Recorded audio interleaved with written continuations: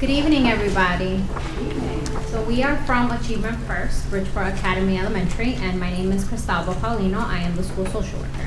And I'm Barbara Blau. I'm the school counselor, and Crystal and I work together to implement the SEL program in our school.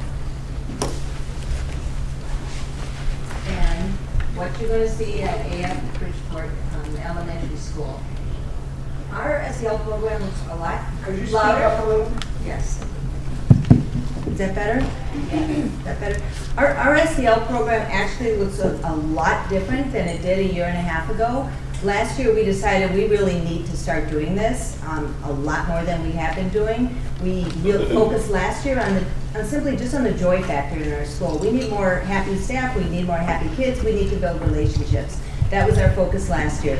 We did pretty well on that. This year we added a whole bunch of new stuff, which Crystal and I sort of crystallized into 5 pillars. One is the Second Step curriculum, a well-known SEL curriculum that's taught once a week on Thursdays to everyone in the building receives that instruction.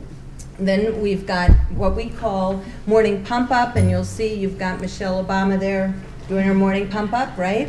Every single morning in every single classroom for about 5-10 minutes. Teachers give a back and forth, a presentation, a discussion with the children that reinforces the lessons that they learned in Second Step the week before. So we're bringing it out of that one hour class into the classroom every single day. The morning pump up also serves as a primer of sorts for the classroom teachers because they're not actually the ones on the Thursdays teaching it, so this way we get it. That's sort of our way of also making sure every single adult in the building, every teacher, understands what the children are learning. And next. And then we have brain games, which is something that we have not rolled out to teachers yet, but is going to be a very important piece as our program continues to enhance. And it basically teaches executive functioning skills for our students. So we attended an awesome training at Horizons, and our next step is to roll this out to the teachers once we come back from break. Another piece is our Friday Reach block, and this gives the teachers, it's at the end of the day, it gives the teachers the opportunity to be more free to do things with their students according to situations that they may see in their classrooms. We have purchased a lot of SEL books that we have distributed across the building to discuss like tattletaling, bullying, how to be kind to one another, and teachers can do a lot of read-alouds, and also activities that just create community within their classroom.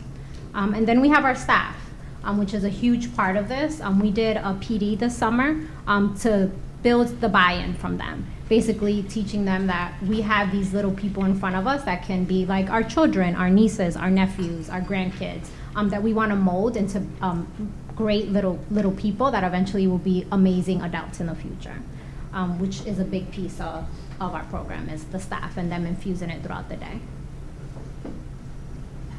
And with that said, our work and our efforts this year has really shown throughout the building and how our kids feel in our building. And this is a student investment survey that our kids took, and we ranked number 2 in all of Achievement First, not just in Connecticut, but in New York as well, that our kids are saying that they feel that they're a part of the community in the building, but most importantly, that they have strong relationship with their teachers, that they feel happy to come to school, that they feel part of the school, which is huge. And a challenge that we see this as is that we would like that number to actually be higher, that we want our kids to feel, hopefully at one point, 100% of our children feel like they have strong relationship with their teachers. And another piece of this is our scores. Okay, and the SEL training obviously also has an impact on academics. Everybody here knows how that works. Last year we were really pleased that our SBAC scores that our students last year achieved were, to be frank, way higher than the SBAC scores that the students achieved the year before that. And we attribute that in part to the SEL efforts that our staff have been investing in. A challenge for us, you can see Durgay is still almost 20 points ahead of us. We want to move up and catch up with Durgay and maybe even surpass them in a subject or two. So I think another challenge we have, oh, sorry. There we go. Okay, another challenge. Is that better? Is that better, everybody? Yes. Okay. Another challenge that we have is time, and everybody who works in a school knows about that. Achievement First is really, you can hear it in the name of the school, dedicated to academic achievement. And we've been working really hard to open up the school day to give more time to the SEL training. We've got a lot more time this year, and we're pushing for more time next year and the years to come. So some success stories that we have. We have siblings, Latoya and Naomi Craig, who one is in first grade and the other one is in fourth. We had a great moment where our little first grader, who had a very troubling years before she got to first grade, who was having a hard time in a classroom.